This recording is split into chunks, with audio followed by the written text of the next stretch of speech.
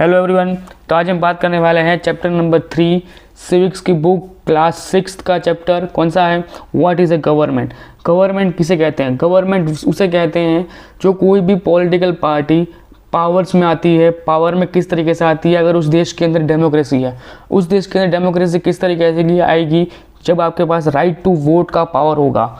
बहुत सारी कंट्रीज ऐसी हैं जिसके पास राइट टू वोट का पावर नहीं है, तो उस जगह पे डेमोक्रेसी नहीं आती है। उस जगह पे किंग या क्वीन का शासन होता है, या उस जगह पे किसी भी डिक्टेटर का शासन होता है, राइट। तो उस कंट्रीज के अंदर डेमोक्रेसी नहीं होती। जिस कंट्री के अंदर डेमोक्रेसी होगी उस कंट्री के अंदर गवर्नमेंट को फॉर्म करना, गवर्नमेंट को हटाना, गवर्नमेंट को गिरा देना रातों रात, ये सारी पावर्स कहीं ना कहीं इंडियन या फिर इंडियन पब्लिक कह लो या फिर किसी भी इंडिविजुअल कंट्रीज़ के पॉपुलेशन के ऊपर डिपेंड करती है, फिर उसके पब्लिक के ऊपर डिपेंड करती है कि वो कौन सी गवर्नमेंट चाहते हैं, कौन सी गवर्नमेंट वो नहीं चाहते हैं, राइट। तो पहला पॉइंट आपको समझ में आ चुका होगा कि गवर्नमेंट का मतलब क्या है कि the organising that is the governing authorities of the political unit, the ruling power in the political society. कोई भी इंसान जब अपनी गवर्नमेंट को चॉइस करता है, जब वो उसकी गवर्नमेंट जीत जाती है या उसके द्वारा जो एक पर्सन को उसने सिलेक्ट किया है, अगर वो उस पावर में आ जाता है तो वो कहीं ना कहीं एक छोटी सी गवर्नमेंट रूलिंग करने का या फिर उस छोटी सी गवर्नमेंट को चलाने के लिए उसने अपना योगदान दे दिया, अगर उसने वोट दिया है तो। क्लियर? इसे कहते हैं गवर्नमेंट। आगे हम देखते हैं कि लेवल ऑफ गवर्नमेंट्स। अब गवर्नमेंट किस तरीके से होती है? तो 3 प्रकार की गवर्नमेंट्स होती है। एक होती है नेशनल लो, उसके बाद स्टेट, फिर लोकल। आपको साइड में एक फोटो दिख रहा होगा अभी, कौन सा है? ये वाला फोटो। इसके अंदर आपको बताया हुआ है यूनियन गवर्नमेंट मतलब सेंट्रल गवर्नमेंट, फिर आपकी स्टेट गवर्नमेंट मतलब अगर आप जिस भी राज्य के अंदर आप रहते हो उसकी पर्टिकुलर गवर्नमेंट। याद रखना, यूनियन गवर्नमेंट में सबसे हेड होता है कौन सा? जो कार्यकाली एग्जिट होता है, मतलब कह लो कि जिसके पास कोई पावर्स नहीं है उसे कहते हैं प्रेसिडेंट। जिसके पास सारी पावर्स हैं उसे हम कहते हैं प्राइम मिनिस्टर या प्रधानमंत्री। जो नरेंद्र मोदी आज है ना, उसे हम कहते हैं वर्किंग, कह सकते हैं कि उसके पास सारी पावर्स हैं। और जो आपके प्रेसिडेंट है उसके पास पावर्स तो हैं, मतलब इतनी पावर्स नहीं है जितनी होनी चाहिए, राइट। ये सबको पता है। जब मैंने आपको कॉन्स्टिट्यूशन पढ़ाया था तो मैंने आपको उसमें डिटेल में बताया था कि भाई कितनी पावर्स प्रेसिडेंट्स को दी गई हैं, कितनी पावर्स प्राइम मिनिस्टर को दी गई हैं, और कहीं ना कहीं किस तरीके से प्राइम मिनिस्टर का जो ओहदा है या प्राइम मिनिस्टर का जो पोजीशन है उसको किस तरीके से अपहोल्ड रखा है, उसको किस तरीके से बढ़ावा मिले, किस तरीके से वो आगे बढ़े, उसको उस लेवल पर रखा गया है, राइट। तो उस तरीके से होता है यूनियन गवर्नमेंट। मतलब क्या हो गया आपका? Central government. वहाँ पे कौन होगा? प्राइम मिनिस्टर या फिर प्रेसिडेंट। फिर आपका आता है स्टेट गवर्नमेंट, जिसके अंदर आपका आएगा गवर्नर या फिर सीएम, कि चीफ मिनिस्टर या गवर्नर। फिर आपका आता है लोकल गवर्नमेंट। लोकल गवर्नमेंट हर एक राज्य के अंदर कहीं ना कहीं से मिल जाएंगे। आपको दिल्ली के अंदर देखने को नहीं मिलेंगी, ठीक है। दिल्ली के अंदर आपको पंचायत देखने को नहीं मिलेगा, उसके वहाँ पे आपको म्युनिसिपल कॉर्पोरेशन मिल जाएगा देखने के लिए, राइट। तो बहुत सारे स्टेट्स ऐसे होंगे जिसके अंदर दोनों होंगी, म्युनिसिपालिटीज़ भी होंगी और पंचायत भी होंगी, राइट। तो पंचायत में किस तरीके से होती है? तो पंचायत में भी 3 स्तर होते हैं, डिस्ट्रिक्ट, इंटरमीडिएट और विलेज। फिर जो म्युनिसिपालिटीज़ होते हैं उसके अंदर भी आपके 3 स्टेट होते हैं। कौन से? म्युनिसिपल कॉर्पोरेशन, म्युनिसिपल काउंसलिंग और नगर पंचायत। इस तरीके से आपकी पूरी की पूरी स्टेट गवर्नमेंट या लोकल गवर्नमेंट या यूनियन गवर्नमेंट इस तरीके से डिवाइड कर देगी। इस देश को सिंप्लीफाई चलाने के लिए हमने इसको इस तरीके से डिटेल में डिवाइड कर दिया था। क्लियर? ओके। अब आती बात कि भाई अगर इन चीज़ों को डिवाइड कर दिया है तो इनका रोल क्या होगा, इनको किस तरीके से काम करना है। तो सिंपल सी बात है, अगर नेशनल इशूज़ हैं, तो टैक्सेशन की बात हो जाती है, डिफेंस की बात हो जाती है, इंटरनेशनल रिलेशनशिप की बात आ जाती है, ट्रेड की बात आ जाती है, किसी देश के साथ ट्रीटी साइन करने की बात आती है, एक्सटर्नल अफेयर्स होते हैं, और उसकी बात आ जाती है, तो कौन सी चीज़ सबसे ज़्यादा इंपॉर्टेंट प्ले रोल करेगी? तो यूनियन गवर्नमेंट या सेंट्रल गवर्नमेंट या नेशनल लेवल गवर्नमेंट। क्लियर? इनका काम होगा कि ये बाहर के जितने भी जो मैंने आपको बताया ना, इतने काम वो देखेगी। फिर आपका स्टेट गवर्नमेंट का रोल आता है। तो स्टेट गवर्नमेंट क्या करेगी? वो अपनी खुद की पुलिस फोर्स बनाएगी, अपने एजुकेशन सिस्टम पे काम करेगी, अपने रोड्स के ऊपर काम करेगी। कुल मिला के टोटल 18 से 22 ऐसी चीज़ें हैं, ऐसी कुछ चीज़ें बनाई हुई हैं, उनको सूची कहा जाता है। उन सूची को दिया हुआ है स्टेट लेवल को कि भाई स्टेट लेवल इनके ऊपर सबसे ज़्यादा वर्कआउट करेगी। क्लियर? ओके। और वो मैं आपको अभी बता नहीं सकता हूँ, या फिर मैं आपको बताऊंगा तो लेक्चर ऑलरेडी बहुत लंबा हो जाएगा, और क्लास 6 के हिसाब से अभी उन चीज़ों को सीखना ज़्यादा इंपॉर्टेंट नहीं है, आपको अभी बेसिक क्लियर करना होगा कि आप कितने प्रकार की स्टेट गवर्नमेंट, कितने प्रकार की नेशनल गवर्नमेंट या फिर किस तरीके से पूरा देश चलता है, आपके लिए वो इंपॉर्टेंट है। अगला आपका आता है लोकल गवर्नमेंट या फिर लोकल लेवल्स, जिसके अंदर आपका आता है पंचायत रूल्स या पंचायत एरिया, फिर आपका आता है म्यूनसिपल कॉर्पोरेशन या फिर म्यूनसिपालिटीज या फिर नगर पंचायत, जो कि होते हैं आपके अर्बन एरियाज़ के अंदर, राइट। हमने इनको दो तरीके से डिवाइड भी किया हुआ है, रूरल एरिया और अर्बन एरिया। तो मोस्ट ऑफली जो अर्बन एरियाज होते हैं, जो बड़े एरियाज होते हैं, उसके अंदर मोस्ट ऑफली आपको म्यूनसिपल कॉर्पोरेशन देखने को मिल जाएगा, और आपका जो रूरल एरिया होगा वहाँ पर कंफर्म होता है कि वहाँ पंचायत होती है और होती है। Clear, okay. आगे बात करते हैं लॉ एंड द गवर्नमेंट्स। क्या है लॉ एंड द गवर्नमेंट्स? याद रखना, किसी भी देश को चलाने के लिए, किसी भी स्टेट को चलाने के लिए एक परफेक्ट लॉ चाहिए। उस लॉ को इन्फोर्स करना है, उस लॉ को बनाना, उस लॉ की अथॉरिटीज़ वो सारी की सारी किसके पास होती है? तो लेजिस्लेटिव के पास होती है। और उनका एकमात्र काम होता है कि किसी भी तरीके से किसी भी एक लॉ को अच्छे से मॉडिफाइड करके उसको इस्टेब्लिश करना, उसको इन्फोर्स करना, और पब्लिक के बीच में, कम्युनिटी के बीच में, स्टेट्स के बीच में, नेशनल लेवल्स के बीच में और लोकल गवर्नमेंट्स के बीच में, सब जगह पे इस लॉ को अच्छे से इम्प्लीमेंट करवाना, ये किसका काम होता है? तो गवर्नमेंट का काम होता है। एक और चीज़, अगर इस जगह पे अगर किसी इंसान को लगता है, या फिर गवर्नमेंट्स के जो सिटीजन होते हैं या पीपल्स होते हैं, नॉर्मल पीपल, जो हम जैसे कॉमन इंसान, अगर हमको लगता है कि ये इंसान या फिर ये चीज़ें जो परफेक्ट नहीं हुई हैं, या फिर जैसे कि कोई ऐसा लॉ बना दिया गया हो जिस लॉ को लेके आपको लगता है कि नहीं यार ये लॉ सही नहीं है, और आपके जैसे कि लोग और भी लोग होंगे जिनको लगता होगा, अब सिंपल सी बात है 130 करोड़ जनता है, तो उसमें से कहीं ना कहीं किसी को लगेगा कि भाई नहीं, ये जो आपने लॉ बनाया है वो सही लॉ नहीं है। तो उसके लिए क्या होगा? उसके लिए आप क्रिटिसाइज भी कर सकते हो, आप उस लॉ के अगेंस्ट भी जा सकते हो, और अगर सरकार को लगता है कि नहीं आपने जो सही ऑब्जेक्शन उठाया वो सही है, उस लेवल का है, तो आप सही ना कहीं आप उस चीज़ को आगे जाके 6-8 महीने के अंदर उसको चेंज भी किया जाता है, और उसके लिए आप गवर्नमेंट का आभार भी मान सकते हो, फिर गवर्नमेंट आपको उसके लिए अच्छे से अच्छे आंसर्स भी मिल सकते हैं आपको। ओके, आगे बात करते हैं कि टाइप ऑफ गवर्नमेंट। मैंने को पहले बताया था कि गवर्नमेंट दो टाइप की होती हैं, एक होती है डेमोक्रेसी वाली और एक होती है मोनार्की वाली। जो मोनार्की वाली गवर्नमेंट होती है उसके अंदर आपका किंग और क्वीन शासन करते हैं, ठीक है। उसके बाद में बात करते हैं, पहले डेमोक्रेसी की बात करते हैं। डेमोक्रेसी क्या बात है? अब डेमोक्रेसी का मतलब क्या है कि बताएं कि peoples who elect the person, peoples who rights to vote anyone, peoples have rights to speak, right to express his feelings. ये सारी की सारी जो पॉइंट्स है ना, वो किसके अंदर आती है? आपकी डेमोक्रेसी के अंदर आती है। एक सिंपल पावर्स है कि common people make a big government और common people make a good powerful democracy in his own countries. एक कॉमन इंसान होता है ना, उसके हाथ में पूरी की पूरे देश की भागदौड़ होती है कि वो किसको चॉइस करके लेके आता है, किसको लाने के बाद किस तरीके से उसके आगे के डिसीजन वो पूरी गवर्नमेंट लेती है, वो कहीं ना कहीं डिपेंड करता है कि आपने किसको चॉइस किया है। अगर आप अपने शहर के अंदर, आप अपने किसी गली मोहल्ले के अंदर रहते हो और आपके वहाँ पे म्यूनसिपल कॉर्पोरेशन में या जो वार्ड्स होते हैं, उस वार्ड के ऊपर एक एजुकेटेड इंसान बैठता है, और उसी के साइड वाले वार्ड के अंदर या फिर जो वार्ड नंबर 1 है वहाँ पे एजुकेटेड इंसान है, वार्ड नंबर 2 के अंदर ऐसा इंसान है जिसकी गुंडागर्दी कह लो, उसकी दादागिरी बहुत चलती है, वो वार्ड नंबर 2 के अंदर है। अब जो वार्ड नंबर 3 के अंदर इंसान बैठता है, और वो इंसान ऐसा होगा जो इन दोनों का कॉम्बिनेशन होगा, तो आप किसको चॉइस करोगे? अब now it's your own decisions, right. अगर आपके वहाँ पे से, अगर आपके एरिया के अंदर तीनों वोट्स के अंदर छोड़ दो, एक ही वोट के अंदर ये 3 प्रकार के लोग हैं, तो मोस्ट ऑफ पीपल्स जो आपका जो सेकंड नंबर का इंसान है ना, उसको लोग ज़्यादा प्रीफर करेंगे। क्यों? क्योंकि वो इंसान इतना फ्री होगा कि वो हर जगह पे जाके, हर चीज़ को जाके शॉर्ट आउट करने में, सेटलमेंट करने में, काम करने में वो इतना फ्री होगा, वो करेगा, राइट। फिर आप ये सोचोगे जो एजुकेटेड पीपल होगा वो बात करेगा, वो अपने हर एक काम को थोड़ा लेंथी प्रोसेस में करेगा, और वो अच्छे से कंप्लीट करने के प्रोसेस में करेगा। ये नहीं कि मैंने ख़त्म कर दिया, वो ये नहीं करेगा, राइट। और जो उसके थर्ड कैटेगरी इंसान होगा, जिसके पास दोनों हैं, वो गुंडा भी है और एजुकेटेड भी है, तो वो परफेक्ट कॉम्बिनेशन होगा कि जहाँ उसको लगेगा कि जहाँ पे प्रेम से काम हो सकता है वहाँ प्रेम से करेगा, जहाँ पे उसको लगता है कि ना यहाँ पे मुझे अपने पावर का यूज़ करना है, वो पावर का भी यूज़ करेगा, तो वो एक परफेक्ट कैंडिडेट होता है इस तरीके से। अब देखो, ये तो मैंने आपको ऐसे ब्रीफली बता दिया कि ये ऐसा हो सकता है, लोग ऐसा करते भी हैं, महाराष्ट्र के अंदर बहुत जगह ऐसी चीज़ें चलती मैंने देखी भी है, राइट। पर वो अलग पॉइंट है। इनडायरेक्टली मेरा इतना कहने का मतलब था कि डेमोक्रेसी मतलब आप इन तीनों में से किसी को भी चॉइस कर सकते हो, आपके ऊपर कोई मेंटल प्रेशर नहीं होगा। हाँ, अदरवाइज आपको दारू की बोतल दे दी है, आपका वोट खरीद लिया गया है, तो अलग पॉइंट है।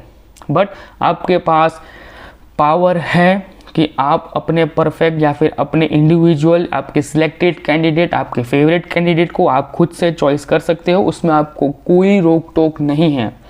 इसका मतलब डेमोक्रेसी का मतलब यही है कि क्या है, the rule of the people. Demo and Kratos का मीनिंग होता है रूल ऑफ द पीपल, एक ग्रीक वर्ड है जिसका मीनिंग है, उसको क्लैरिफाई करते हैं कि डायरेक्ट और इनडायरेक्ट इन द डेमोक्रेसी, किसी भी तरीके से पीपल्स के द्वारा बनाई हुई डेमोक्रेसी हमेशा पावरफुल रहती है। अगले आती है मोनार्की। अब देखो मोनार्की का एक रेफरेंस होता है कि मोनार्की हमेशा किंग और क्वींस के बीच में रखी जाती है, कि चाहे किंग बनेगा या क्वीन बनेगा, दोनों में से कोई एक बनेगा, उसको हम एम्परर्स कहेंगे, और वो सारी गवर्नमेंट्स का हेड होगा। समझ रहे हो, यूरोप के अंदर चलता है, सारी की सारी गवर्नमेंट्स का हेड होगा, और सारे के सारे कॉन्स्टिट्यूशनल और अब कॉन्स्टिट्यूशनल या फिर कह लो कोई भी ऐसे बड़े डिसीजंस या फिर कह लो कि बहुत बड़े ऐसे डिफाइनेशंस जिसके अंदर पूरा देश रिस्क में होता है, उन सब के डिसीजंस मोनार्की अपने हाथ में रखता है। और याद रखना, पूरे देश का टैक्सेशंस हमेशा मोनार्की के जेब में जाता है, और उस इंसान के ऊपर डिपेंड करता है कि जब वो पूरी असेंबली को क्रिएट करता है, वो पूरे देश को अच्छे से जितने जितने वार्ड्स होंगे, जितने भी लोग इलेक्ट होके आ रहे हैं, उनके बीच में वो सब कुछ डिवाइडेशन करता है। समझ रहे हो आप लोग। बट हाँ, एक चीज़ है, मोनार्की सीट हमेशा वार का सद, मतलब कह दो कि एक generation to generation pass on होती है, कि अगर आज मैं मोनार्की की सीट पे कहीं बैठा हुआ हूँ और मेरे नीचे हज़ारों लोग रहते हैं और मैं उनका राजा हूँ और मैं ही उनकी गवर्नमेंट हूँ, तो मेरे आने वाले बाद की जो पीढ़ियाँ होंगी उनके पास वो सेम पावर्स रहेंगी, जब तक उनमें कोई विद्रोह नहीं करता या जब तक उन लोग में से डिमांड नहीं करते कि नहीं हमको भी डेमोक्रेसी चाहिए, ये मोनार्की सिस्टम हटाओ, ये कोई नहीं करता है, क्योंकि उनको उसमें वो लोग घर चुके होते हैं, उनको मज़ार होता है। तो इस तरीके से दो गवर्नमेंट्स होती हैं हमेशा, डेमोक्रेसी या फिर मोनार्की। हमारे इंडिया के अंदर डेमोक्रेसी चलती है, मोनार्की आपको यूरोपियन कंट्रीज के अंदर दिख जाएंगी जहाँ पे क्वीन शासन चलता है आज भी। क्लियर। रिस्पेक्टिव डेमोक्रेसी होती है, बता दिया कि आपके पास अगर वोटिंग पावर है, मतलब अपने डेमोक्रेसी के अंदर आप सबसे बड़े इंडिविजुअल इंसान आप हो, अगर आपके पास वोटिंग पावर है। ओके, 20th सेंचुरी के बाद लड़कियों ने भी, वुमेन्स ने भी डिमांड की कि हमको भी मेंस की तरह इक्वल राइट्स का पावर दिया जाए, हमको हमारे पास भी इक्वल वोट्स का पावर होना चाहिए। जिस तरीके से अगर एक इंसान या फिर एक जो लड़का होता है वो वोट दे सकता है, तो हम भी वोट दे सकते हैं, इस तरीके से। ओके, एक और चीज़ मैं आपको बताना चाहता हूँ जो आपके सिलेबस में तो नहीं है, पर आपको ये सीखनी बहुत इंपॉर्टेंट होगी कि गवर्नमेंट्स के अंदर भी, सेंट्रल लेवल के अंदर भी 3 प्रकार से चीज़ें चलती हैं। हमने पहले क्या देखा, हमने पहले ये देखा, कौन सा, ये यूनियन गवर्नमेंट, स्टेट गवर्नमेंट, फिर लोकल गवर्नमेंट। अब जो आपकी यूनियन गवर्नमेंट है ना, इसके बाद आपके सबसे ज़्यादा पावर्स हैं। अब पावर्स क्यों है पता है, क्योंकि आपके यूनियन गवर्नमेंट्स के अंदर इतने लोग बैठते हैं। कौन बैठते हैं, एग्जीक्यूटिव, लेजिस्लेटिव और ये पार्लियामेंट और जुडिशरी। आपका जो एग्जीक्यूटिव होते हैं उसे हम कहते हैं कार्यपालिकाएं। मतलब इनका काम होता है कि किसी भी तरीके से वर्क को अच्छे से अगर हमारे पास आता है तो उसको हम लोग जांच पड़ताल करके उसको हम लोग पब्लिक के बीच में उसको कराने के लिए, मतलब उस चीज़ को, वो पावर को इम्प्लीमेंट करने के लिए, उन पावर्स को प्लानिंग एक्शंस के साथ इन्फोर्स करने के लिए वो रिस्पॉन्सिबल होते हैं। कौन कौन, president, vice president and cabinet ministry. इनका काम क्या होता है कि जब अगर इतना समझ लो कि एग्जीक्यूटिव में 3 लोग बैठते हैं, कौन, प्रेसिडेंट, वाइस प्रेसिडेंट और कैबिनेट मिनिस्ट्री। फिर आप जब आपके पार्लियामेंट के अंदर, तो पार्लियामेंट के अंदर सबको पता है कि कौन कौन बैठती है, तो लोकसभा और राज्यसभा आपकी पार्लियामेंट के अंदर बैठती है, और इसके अंदर आपका प्राइम मिनिस्टर भी बैठते हैं। अब इनका काम क्या होता है, इनकी रिस्पॉन्सिबिलिटी क्या होती है, मेक अ लॉ। इन्होंने लॉ बना दिया, अब यहाँ से ये जाता है सीधा कहाँ पे, एग्जीक्यूटिव के पास जाएगा। इनका काम क्या है कि pass the law and made by the legislatives. जो उन्होंने पार्लियामेंट के अंदर से जो लॉ पास होके उनके पास आ रहा है, वो उनका काम है कि वो उनको अच्छे से पास करे, उनको एक्शंस में लाए और उनको इन्फोर्स करे पब्लिक के बीच में। ओके, अब आएगा कि सर आपका ये तो क्या समझ में आ गया कि पार्लियामेंट एक लॉ पास करता है और एग्जीक्यूटिव उस लॉ को समझता है और उसको लगता है कि भाई ठीक ठाक है तो वो पास कर देगा, वरना उसमें कोई चेंज की जरूरत होगी तो कैबिनेट मिनिस्ट्री उसमें डिस्कस करके उसको वापस से आप पार्लियामेंट में भेजेगी, पार्लियामेंट फिर से उसमें डिस्कस करेगी, फिर से उसको वापस भेजेगी, उसके बाद वो पास हो जाएगा। बट अगर कोई ऐसी चीज़ है जिसके अंदर एग्जीक्यूटिव मना कर रहे हैं कि भाई ये लॉ पास नहीं हो सकता और पार्लियामेंट कह रही है कि इस लॉ को पास करो, तो क्या करने का, अब तो उसमें आता है जुडिशरी। अब जुडिशरी का मतलब क्या होता है, इसके अंदर आपकी कोर्ट्स आ जाती हैं, supreme courts, high court, district courts, local courts नहीं होती है, अगर आपको बताने के लिए बता रहा हूँ, ठीक है। सुप्रीम कोर्ट, हाई कोर्ट और डिस्ट्रिक्ट कोर्ट, ये आपकी 3 प्रकार की कोर्ट्स होती हैं। इनका का मेन काम क्या है? To solve the conflict between the executive and लेजिस्लेटिव्स।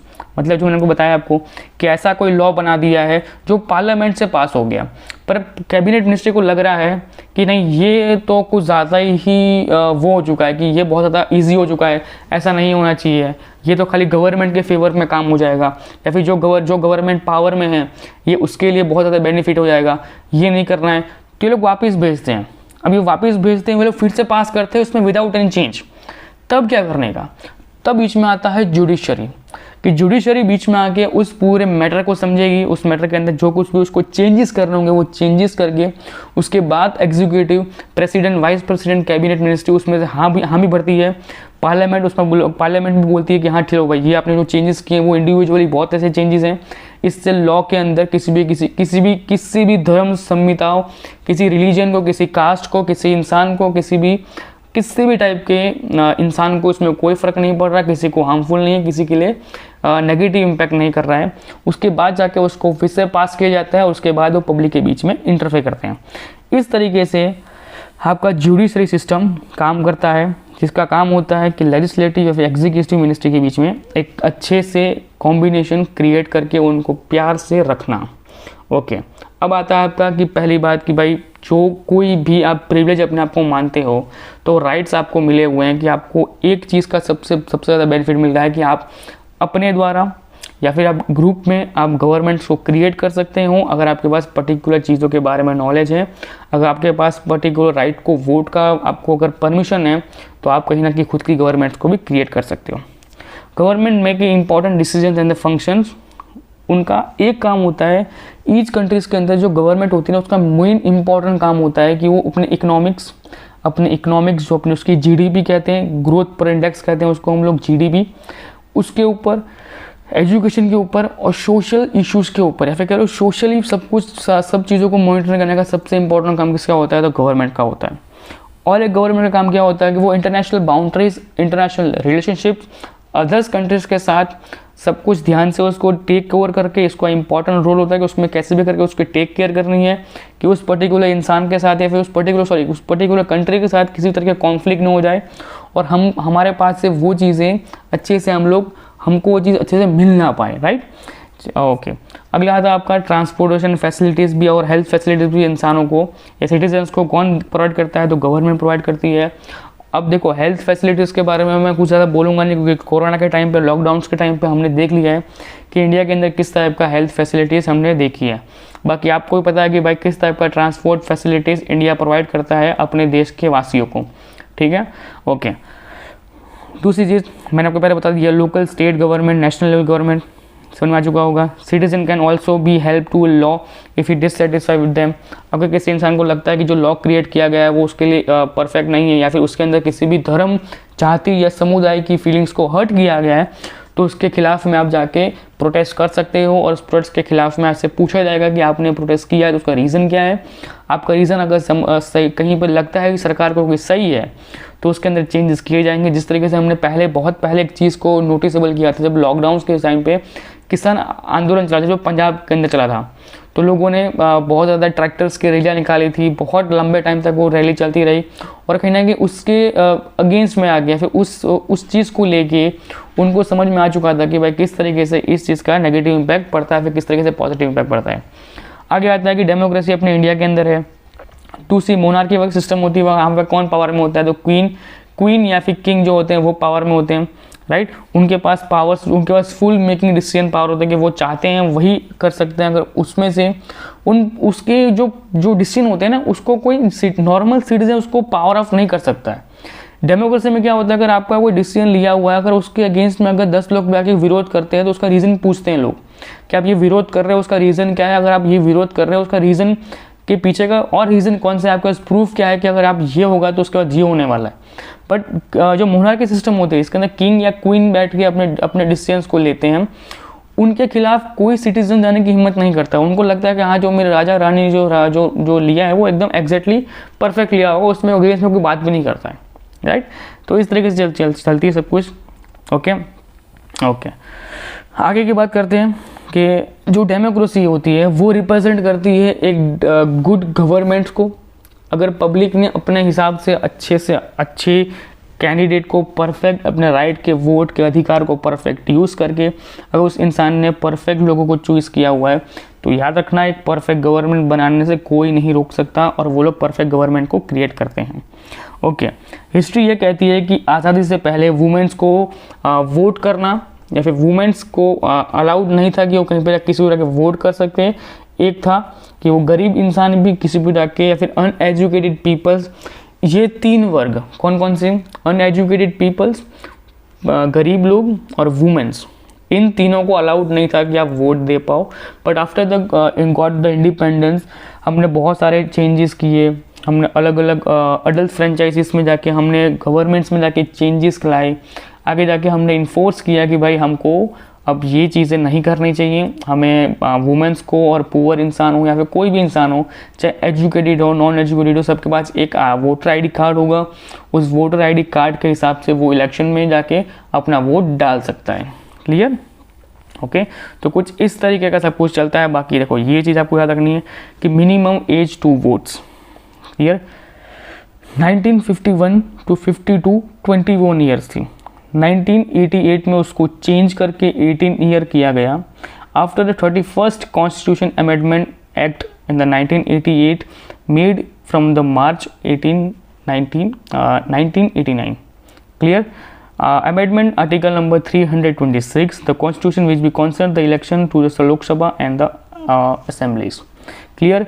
कि भाई 61th अमेंडमेंट किया गया और उसके अंदर जो वोटिंग की एज थी 21 से कम करके कर दी, कितनी कर दी, 18 साल कर दी। और 18 साल के बाद आपको हर चीज़ का लाइसेंस मिल जाता है। देखो ड्राइविंग लाइसेंस आपको मिल जाता है 18 साल से, आपको अगर रजिस्टर्ड पान कार्ड चाहिए तो आपको मिल जाएगा 18 साल से। वैसा पान कार्ड तो आपको 10th के बाद ही मिल सकता है, पर आपको रजिस्टर्ड पान कार्ड चाहिए तो आपको कहाँ मिल जाएगा, 18 साल से मिल जाएगा। आपको वोटिंग पावर चाहिए तो आपको 18 साल से मिल जाती है। तो ये ना कि आपका 18 साल का जो आंकड़ा है ना वो बहुत इंपॉर्टेंट है, क्योंकि जब तक आप 12 पास भी कर चुके होते हो और आप अपनी मैच्योरिटी एज में भी आ चुके होते हो। ठीक है, और ये आपको सब कुछ इशू किसने किया या फिर ये सब कुछ किसके अंडर में आता है, तो ये सब कुछ आपका आता है इलेक्शन कमीशन के अंडर आता है। देखो इलेक्शन कमीशन का ये सिंबल होता है और इस तरीके से इलेक्शन कमीशन के अंदर पूरा का पूरा इलेक्शन प्रोसेस होता है कि कौन कब इलेक्शन किस स्टेट में करवाने, किस तरह से करवाने, किस तरह के सिक्योरली हो पाएंगे, उनके जो बूथ होते हैं उनको किस तरह से सिक्योर किया जाएगा, वहाँ पर क्या क्या सिक्योरिटी होंगे, वो सारा का सारा किसका अंडर में आता है, election commission of the India. देखो यहाँ पे इसमें 3 स्ट्रीम दे रखी है, मतलब भारत के 3 जो कलर्स है उसको रिप्रेजेंट करते हैं और साइड के जो छोटे छोटे बॉक्स दिख रहे हैं ना वो रिप्रेजेंट करते हैं इलेक्शन वोटिंग मशीन। देखिए आपने, उसके मशीन के साइड में गोल गोल टाइप के सिक्के होते हैं, सॉरी सिक्के मतलब गोल गोल टाइप के सर्कल्स होते हैं जिसको आप दबाते हो और वोट जाता है। तो वो जो 3 सर्कल्स दिख रहे हैं ना ये उसको रिप्रेजेंट करते हैं, और जो 3 डंडियाँ हैं ना ये रिप्रेजेंट करते हैं इंडिया के 3 कलर को। क्लियर? और इंडिया के अंदर जो 2 मेन भाषा हैं जिसके अंदर पूरा तंत्र चलता है, उन 2 भाषाओं को लिखा गया है, एक यहाँ पे हिंदी लिखी गई है, एक यहाँ पे इंग्लिश लिखी गई है। क्लियर? ओके, तो इस तरीके से कुछ आपका पूरा का पूरा चैप्टर नंबर ये आपका ख़त्म होता है। चैप्टर नंबर कौन सा है? ये आपका chapter number 3, what is a government. Clear? इसकी नोट्स की PDF आपको नीचे डिस्क्रिप्शन में मिल जाएंगी, और अगर आपको डिटेल में आपको उसमें नहीं डाउनलोड नहीं करना है तो आप टेलीग्राम ग्रुप ज्वाइन कर लो, उसके अंदर भी आपको इंडिविजुअली आपको नोट्स मिलती रहेंगी, आप उसके अंदर भी जाके आप चेकआउट कर सकते हो। चलो मिलते हैं नेक्स्ट लेक्चर में, बाय बाय, टेक केयर।